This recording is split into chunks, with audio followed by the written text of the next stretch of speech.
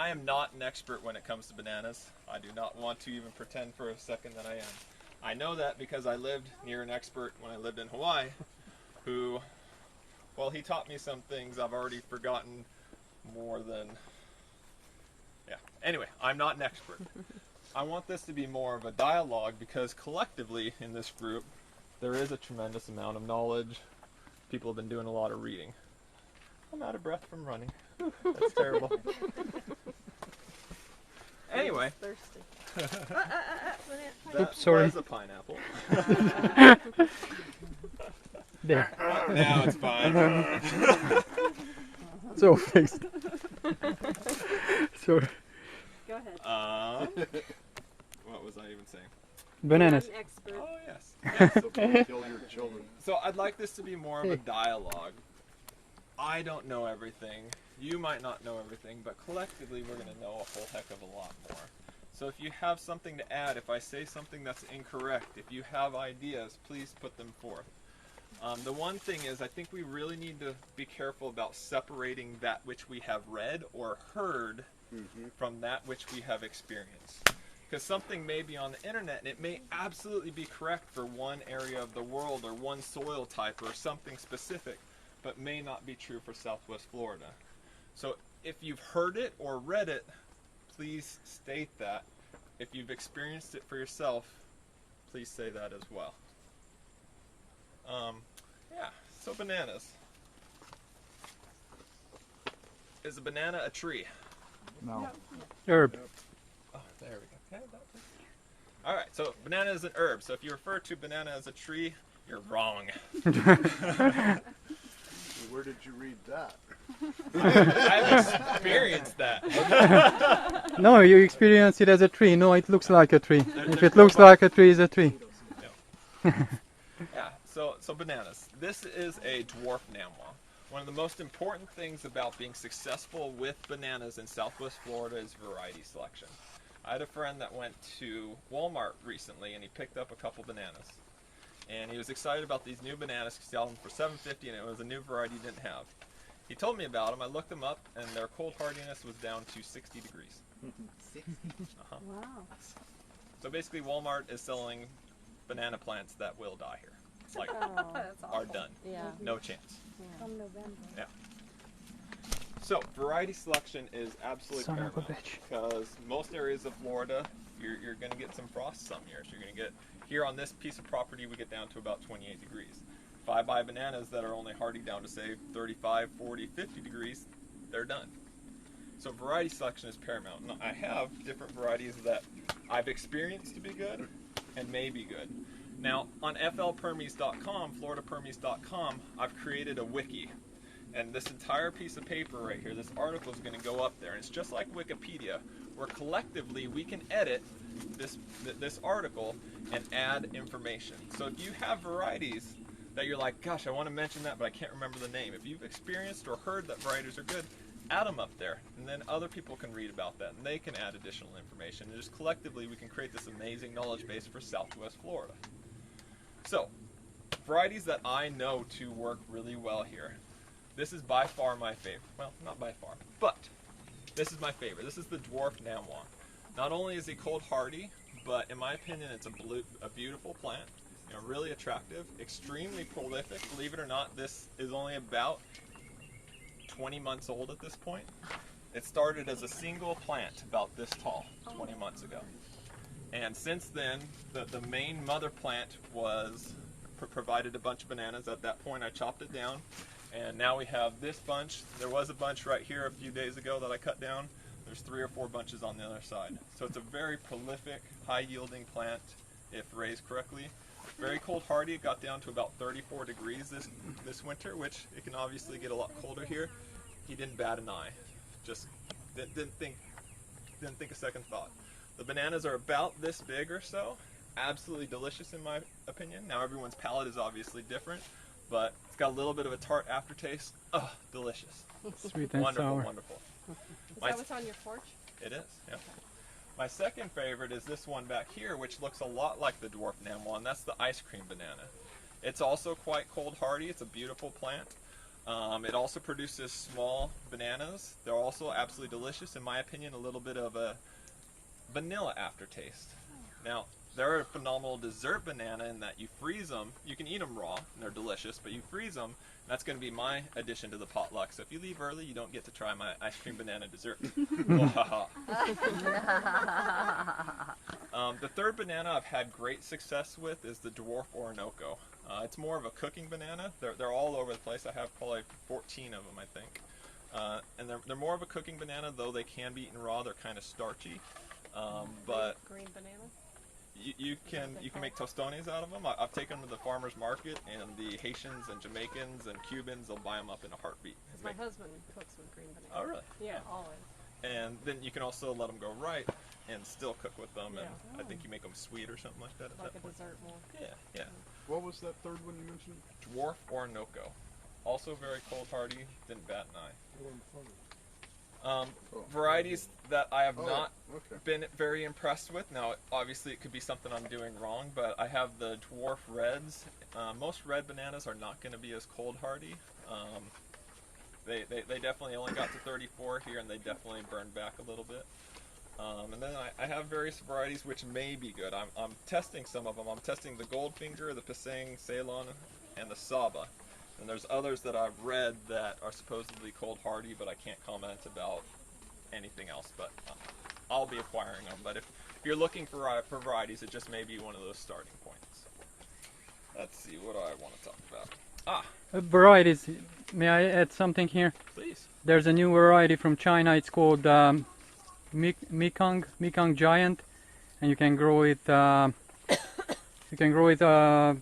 In zone 6 hardiness, so 6 to 10, 6 to 11. Really? That's up to Massachusetts, Michigan, whatever, you know. Wow. It's That's zone 6. I think it's down to -10 or 0. I'm not sure. And it's an edible. It's not ornamental. Yeah, it is edible.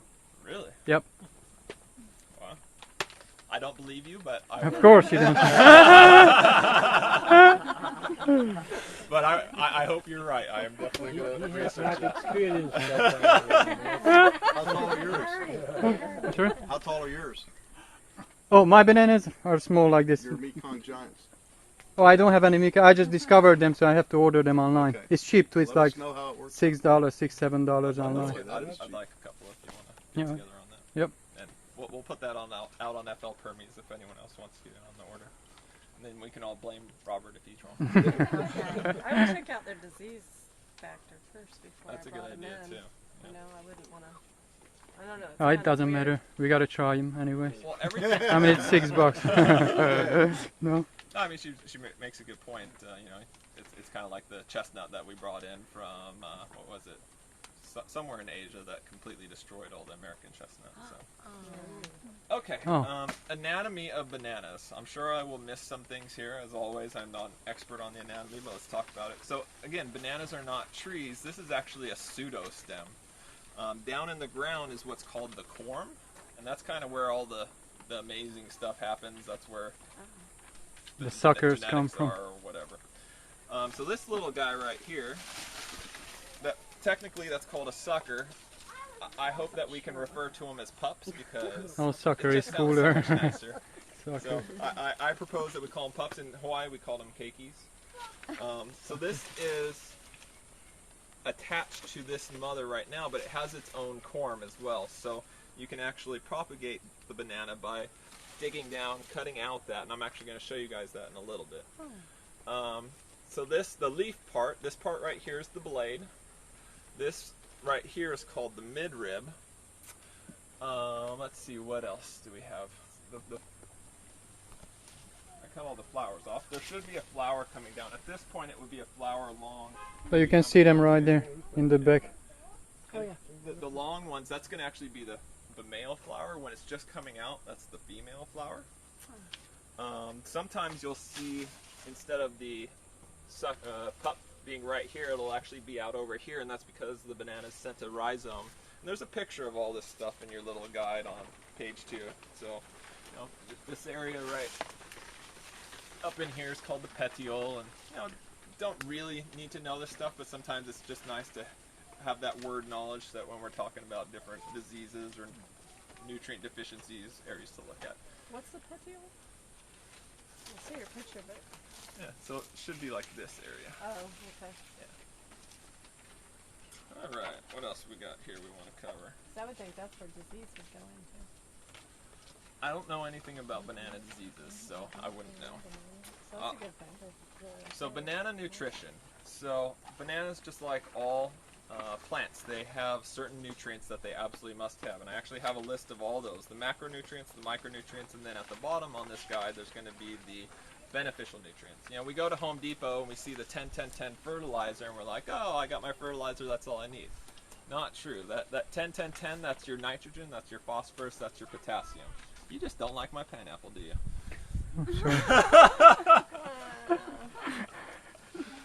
But then you have your other macronutrients. You have your sulfur, your magnesium, and your calcium. If you don't have those in the amount that the banana needs, you're going to have bad luck. Then you have the trace elements as well. I mean, you go to Home Depot and you ask someone, hey, I need trace elements for my banana plant, they're going to look at you like, what? But it's absolutely critical that they have those in sufficient amounts. There's something called Liebig's,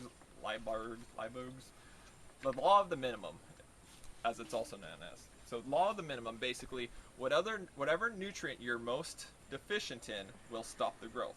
So you can have all the nitrogen in the world, you can have all the potassium in the world, you can have all the phosphorus in the world, but if you're deficient in one of these trace elements, it doesn't matter. That's what's going to stop you from being successful.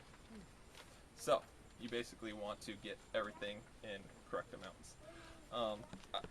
At the very back, there's a reference list, and I just want to point it out now because it's just this phenomenal guide I found. So the hyphagroup.org, if you go to that guide, they talk about nutrients in depth. It's just phenomenal. I don't want to, I'm not smart enough to memorize it all and give it to you guys.